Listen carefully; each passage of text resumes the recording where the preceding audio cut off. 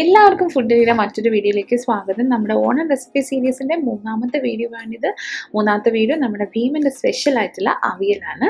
അപ്പോൾ അതിനായിട്ട് ഞാനിവിടെ വെള്ളരി, പടവലം, ക്യാരറ്റ്, ബീൻസ്, മുരിങ്ങ, ചേന, കായ എന്നിവ ഇതുപോലെ നീളത്തിന് അരിഞ്ഞെടുത്തിട്ടുണ്ട്. നിങ്ങൾക്ക് വേണമെന്നുണ്ടെങ്കിൽ കോവലോ അല്ലാന്നുണ്ടെങ്കിൽ നമ്മുടെ വഴുതനയോ ഏത് വേണമെങ്കിലും ഇതിൻ്റെ കൂടെ ചേർത്ത് കൊടുക്കാവുന്നതാണ്. അപ്പോൾ ഇതൊക്കെ ഞാൻ കുറച്ച് വെള്ളം ചേർത്ത് ആവശ്യത്തിന് ഉപ്പും കൂടെ ചേർത്തിട്ട് വേവിക്കാൻ വയ്ക്കുവാണ്. അപ്പോൾ ഒരുപാട് വെള്ളം ഞാൻ ചേർക്കുന്നില്ല. ഇത് വേകാൻ ആവശ്യത്തിന് മാത്രം കുറച്ച് വെള്ളമാണ് ചേർത്ത് കൊടുക്കുന്നത്. അപ്പോൾ ഇതൊന്ന് നിരത്തിയിട്ട് ഇതുപോലെ വേവിച്ചെടുക്കാം.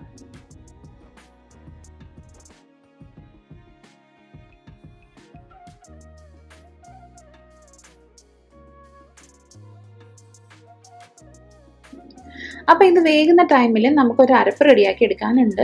ഞാനിവിടെ ഒരു 2 കപ്പിന് തേങ്ങ എടുത്തിട്ടുണ്ട്. അതിലേക്ക് ഒരു 3-4 പച്ചമുളകും ജീരകവും മഞ്ഞൾപ്പൊടിയും അതുപോലെ കറിവേപ്പിലയും നമ്മുടെ ചെറിയ ഉള്ളിയും ഒക്കെ ഒന്ന് ചേർത്ത് ഒരല്പം മാത്രം വെള്ളവും ചേർത്തതിന് ശേഷം ഒന്ന് ഒതുക്കിയെടുക്കുകയാണ്. ഒരുപാട് എടുക്കുന്നില്ല, ഒന്ന് ഒതുക്കിയെടുക്കുകയാണ്. ആ അരപ്പ് ഇതിലേക്ക് ചേർത്ത് കൊടുക്കാം.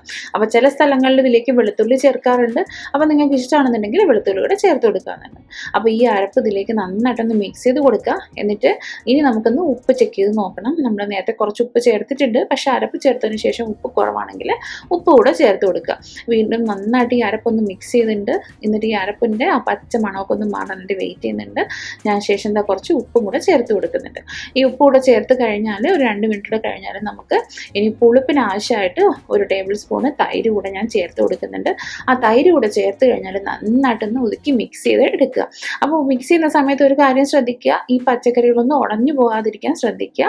ഇപ്പോൾ അവിയൽ ഏകദേശം ആയിട്ടുണ്ട്. ഇനി നമുക്ക് ഫ്ലെയിം ഓഫ് ചെയ്യാം. ഫ്ലെയിം ഓഫ് ചെയ്തതിന് ശേഷം ഞാൻ ഇതിൻ്റെ മീതയിൽ കുറച്ച് കറിവേപ്പിലയും അതിനുശേഷം ഒരു 2 ടേബിൾ സ്പൂൺ വെളിച്ചെണ്ണയും കൂടെ ഒന്നും ചേർത്തതിന് ശേഷം ഒരു 10-20 മിനിറ്റ് അടച്ചു വയ്ക്കും. പിന്നെ ഞാനിവിടെ ചെയ്യാൻ പോകുന്നത് സെർവ് ചെയ്യുന്ന ടൈമിൽ ഈ വെളിച്ചെണ്ണ എല്ലായിടത്തും ഒന്ന് ആവുന്ന രീതിയിൽ മിക്സ് ചെയ്തിട്ട് സെർവ് ചെയ്യും.